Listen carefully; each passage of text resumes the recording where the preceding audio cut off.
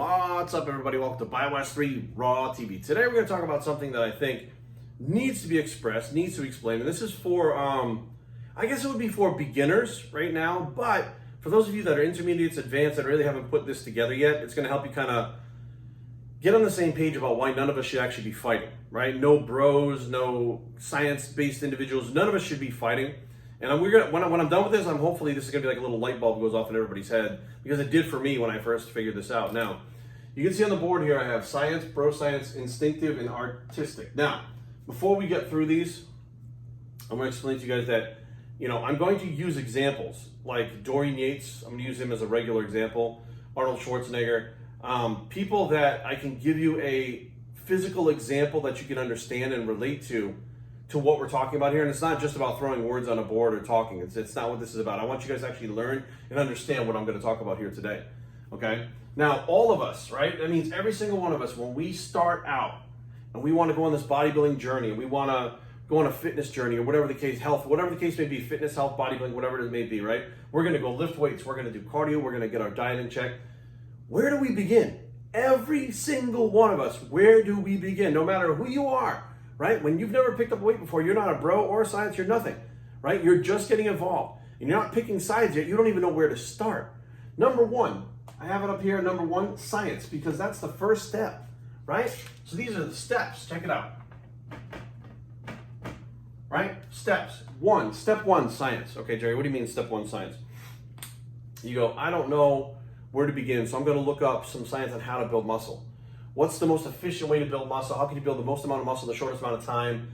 I'm going to go to a fat loss. I'm going to lose fat. I really want to build muscle that much. I want to maintain my muscle mass. So I'm going to go look up scientific articles and research and try to find out what's the most efficient way to lose fat. You find out 2 pounds is a really good amount of fat. Like, that's through scientific studies to lose per week. 3 pounds is great. You try not to push it too much so you don't lose muscle. You go to science. We go to science to learn all of that stuff at the beginning, right? Science is the beginners, okay? This is the beginners, okay? Science is the beginners. That's where we all start. Now, I'm going to reference Dorian Yates, right? Dorian, when he started looking over all the science, right? Okay, building muscle like this. And that led him to the high-intensity training techniques of Arthur Jones, which was Nautilus, which was also Mike Mentzer, etc. That was the basic beginning. And he was doing these full body routines or circuits, right? That's where most of us start out with. Most of us start out with 3 days a week, whole body routines, Monday, Wednesday, Friday, Tuesday, Thursday, Saturday, whatever the case may be, your schedule is. But that's where we begin. When we're newbies, we are pretty much all on that program. It's like squats, deadlift, bench press, chin-ups, shoulder press, barbell curls, triceps usually when I'm doing close grip bench presses or dips. We have these specific compound movement workouts that we do 3 days a week, and we get pretty good results on that as newbies, and that's where we begin.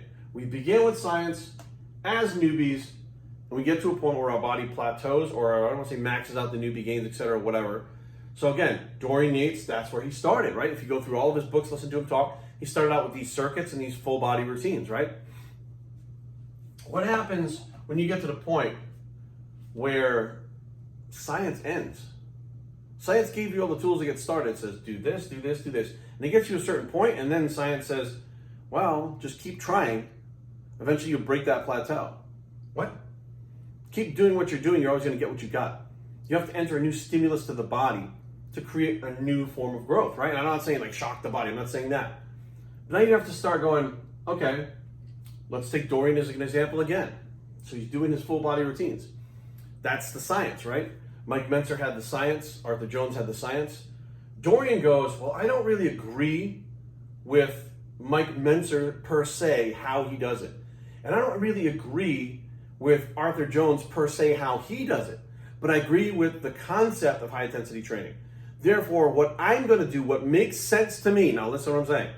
What makes sense to me, and this is where blood and guts training was born, is I will pyramid up to my maximum weight that I'll use, and that one set, I will give it one all-out set, whether it's a couple forced reps or rest pause or whatever. That one set right there, that's all I'm going to do for that exercise. Now, all of the other stuff, it was one exercise you were doing. Dorian says, well, I'm going to take 4 exercises I'm going to pyramid up in each one, do an all-out set in each one. Blood and guts training was born. So he'd come in every 7 days and he would train, let's say it was chest.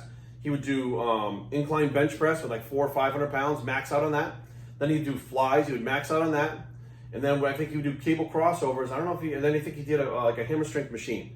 And he would pyramid up and max out on that. So technically, in his workouts, science, it went from doing, whatever it was for, the full body routines. He came up with his own routine, just like Mike Mentzer came up with his own routine. Arthur Jones came up with his own routine based on science, but their own routines were not science. They were creating something new. They were doing bro science. Arthur Jones, Mike Mentzer, Dorian Yates, bro science. Now, Dorian he is considered one of the most scientific individuals out there. He likes to look at the science, but also he created something, which means that it didn't exist before he did it. Blood and guts training didn't exist before he did it. He used his logic and reasoning to fill in the gaps of what's the next spot after this stops working. Bro science builds that bridge to get to the next level. Arnold was the same way. He started out with the Joe Weider principles, and Joe's stuff was very based on science, right? It was very basic science-based stuff. And then Joe went from science into like these new types of like techniques and stuff that he had, right? Then Arnold took those techniques. It's all bro science. Everything that we have, that we've created to build new physiques and take the physiques further in modern times has all been bro science based on science as the foundation. Once you start with science. You graduate from science into bro science. Like every single one of us do this. Now, some people stay stuck in science. Some people stay in the science, they never get here, and it shows. It absolutely shows in the way that not just their physiques look, but the gains that they have, the results that they get. They put themselves in this box, think that there's a line, like they can't go past here. Like life ends right here. They don't even realize all of this even exists because they make fun of it because it's not on a paper. But they don't realize that our sport and what we've been doing has been bro science all along after the initial newbie science, right? Okay, so now Dorian's got this new workout, blood and guts. And all of a sudden everybody starts doing the blood and guts workout, right?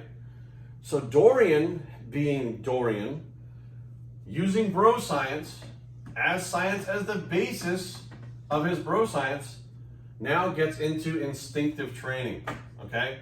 This is where we get to when we're like 10, 15 years deep into our training. You get into that instinctive training. Now, what that is, there are high intensity training techniques like force reps, rest pause, etc. And I think most people just throw them in. They just randomly throw them in and they don't even really know why they're doing them. They're like, well, if I can make the set harder, then that's all I need to do. But they don't realize that the stimulus has to be reproduced over and over again for the body to respond. You can't just do it one time and respond from it. Which means it has to be the course of like 10 weeks that you do that same high intensity technique, right? Well, Dorian would instinctively pick, okay, this week, for the next 5 or 6 weeks, I'm going to do 1.5 force reps on incline bench presses, right? And then instinctively it would tell him, like, look, with, the hammer strength presses, trying to get a spotter to pull that thing up and get inside that machine, and it could be a little dangerous. So what I'm going to do is I'm going to do rest pause reps here. So when I get to like a certain 8 reps and I want 12 and I can't get it, I'll let it drop, take a few deep breaths. I'll do 1, 2, and like he started implementing them using his instinct. So instinctive training. So we start out as newbies, we use science. We graduate to bro science to get us to the next level where science technically doesn't have what we need. It doesn't tell us what we need to get to the next level. There never would have been a Dorian Yates if he just followed science. There never would have been an Arnold Schwarzenegger if he followed just science. There never would have been a favorite of your, whoever your favorite is, without bro science. There never would have, the fucking sport wouldn't have existed. Plain and simple. So now we got Dorian, he's instinctive, right? He's at the instinctive level. He's using these force reps and things like this, right? Now, after you get to the point where you instinctively start using things and you understand how to implement them and how to use them on a science basis, meaning that you're using them to where you can measure them metrically over time, which means if you're using force reps on Tuesday and then the next Tuesday you come in and you're using rest pause, the next one you come in and you do negatives, how the fuck do you measure that? How do you progress with that? How do you do natural progression with that when you're not even using the same technique all the time? So you have to stick with one technique. So that instinctiveness tells you, I think right now that these force reps are where we're going to stay at and we're going to stay there for the next 10 weeks. That's instinctive. Now, when you get to the next part, when it's artistic, right? This one, if you've been training, competing 15, 20 years, you're going to make it to this point. The artistic aspect of training or of your journey. And what that is I'll tell you guys, listen, this is where Dorian wound up tearing his tricep, or his bicep, his tricep. All of his injuries basically came from this part right here. Because there were points where you couldn't even count the reps. He'd have like a partner count the reps for him because he was so concentrated that he couldn't count, right? And when you can put that much force and that much intensity into your body at one fucking moment, you're going to get injuries. Your body's not going to hold up. So when you start getting towards the artistic part of your journey, you are now in danger of getting injured and possibly permanently injured. It's a whole different ballgame from science to bro science, instinctive to artistic. It's completely different. Now, when you get to the artistic level, I do remember when I was younger, I got to a point where I was training in my headphones. I had headphones back then that were a Walkman. You guys probably don't know what a Walkman is, but it had little cassette tapes you put in the Walkman, and I couldn't hear that. I'd have it blasted. You could hear it across the gym coming from my headphones. I couldn't even hear that music in my ears blasting in the middle of a set because I was so focused that I would black out. Like I would blank everything out. It was like tunnel vision. Like I could see the weights, I could hear myself breathing. I couldn't even hear my training partner fucking yelling at me like nothing. I couldn't hear anything except my breathing and whatever the noise was when I was grinding out those reps. And as soon as I put those weights down, everything comes rushing back to you. And it's almost like you're like a head rush. You're like, holy shit. Like it hits you out of nowhere. And you hear the music coming back and you hear the people in the background, the weights clanging and stuff. And you're like, holy shit. It was like you were in a different universe for 35, 40 seconds. Like it was like you were off the planet for that period.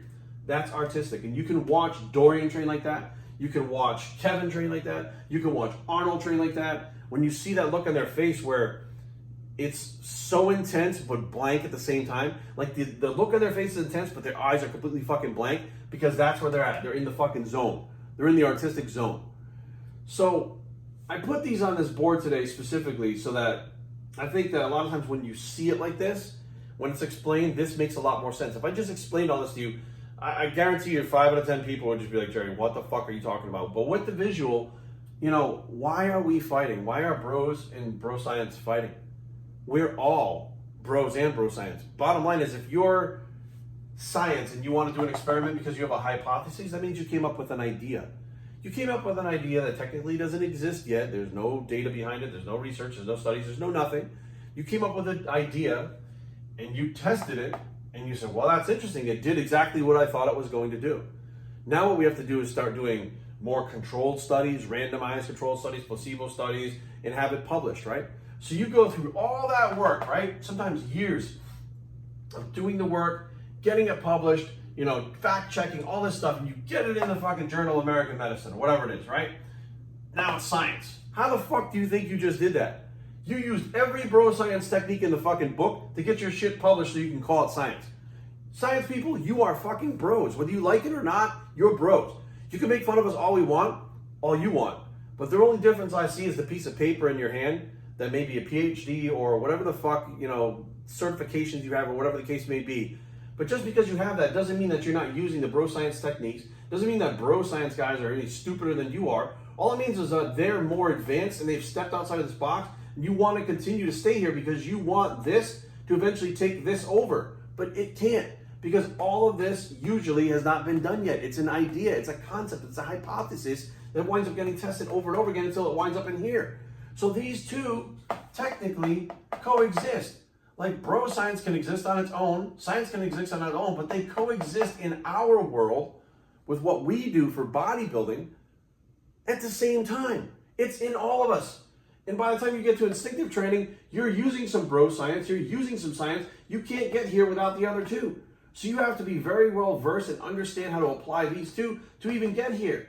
And then you have to do these three to get to the point where you can actually get your brain to get to the point where you're so well versed in it, you know so much about it, that you're like, look, this is automatic for me. I can flip on a switch now and go in a second. So you do your warm-ups, you get that song that you like in your iPod, you hit the fucking go button and you're just you're off and running, right? You're at the artistic point. So all four of these are what makes a successful, and I'm not saying you win the Olympia, I'm saying making a successful competitor, a successful fitness person, somebody that is an influencer, whatever the case may be. But if you're in our realm and you're building your physique, you're a competitor, you're whatever, this is how you did it. And this is how your fucking heroes did it. All of them. So for us to be arguing between these two over here, what are we going to start arguing about this next? No, I mean, science like literally would consider instinctive and artistic bro science. It would be all under this thing together. Even though your instincts are not very bro, that's a real thing that we all have, instincts, right? Artistic expression is a real thing. It's not bro. Science likes to group all three of them into one thing, like science is the be-all, end-all. I got news for you, science. You're step one. You're the beginning. Okay? You are basically the least amount of information that winds up getting put to use through our entire journey. You are a stepping stone towards advancement. And I know many people don't want to hear that and they might not like that, but that's the truth, guys. So hopefully this video can square up some of the differences that we have, again, between bro and science. I hate this whole fucking, the way it's all pulled apart. I hate it. I really absolutely hate it. I think we should all get along. We could all be down. Who knows? Maybe there's a fifth fucking thing down here. Who the fuck knows that if we work together on all this together, all of us, we can wind up getting to the next point. Maybe that's the next evolution of bodybuilding. I don't fucking know. But the bottom line is this is all of us every day, every single fucking time. And there's no doubt about it. Whether you're bro or you're bro science, whether you train instinctively or you're artistic with your training, we are all the fucking same. We're all trying to better ourselves. We're all trying to be better every day. We're all trying to make sure that we're not wasting our time. But with wasting our time comes wasting some time. No matter who you are, with experimentation through all of this. So stop fighting, get on the same page, and just remember, it doesn't matter where you start. You thought I was going to say because it matters where you finish, right? Because we all start at the same fucking place. BioStrengthTraining@gmail.com. Leave comments down below. But don't fight. BioStrength.com is the blog. We're all the same bicep. And we are out.